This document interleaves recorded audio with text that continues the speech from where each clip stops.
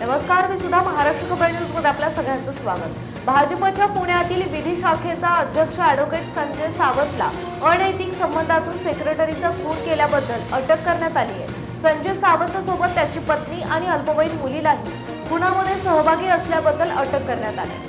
Poonam Dinesh moon वय 35 असं खून झालेल्या महिलेचं नाव आहे। पूनम मून या ॲडव्होकेट संजय सावंतच्या मुंडवा भागातील कार्यालयात सेक्रेटरी म्हणून काम करत होत्या। मात्र त्यांचे संजय सावंत यांच्यासोबत अनैतिक संबंध असल्याचा संशय संजय सावंतची पत्नी स्वाती सावंतला होता। त्यातून पूनम मून हिच्यासोबत त्यांचे वाद होत होते। 2 दिवसांपूर्वी म्हणजेच गुरुवारी 16 एप्रिलला ॲडव्होकेट संजय सावंतच्या कार्यालयात संजय सावंत, त्याची पत्नी स्वाती आणि अल्पवयीन मुलीने पूनम मून यांना मारहाण केली। त्यानंतर पूनम यांचे पाय दोरीने बांधून त्यांना बॅटने मारहाण करण्यात आली। त्यामध्ये पूनम मून यांचा मृत्यू झाला। त्यानंतर पूनम मून यांचा मृतदेह पोत्यात भरून ते पोतं ऑफिसमध्येच लपवून ठेवण्यात आलं।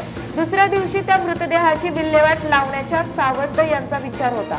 पूनम मून यांचे पती उद्धव मून यांनी त्यांची पत्नी घरी न आल्याने शोध सुरू केला।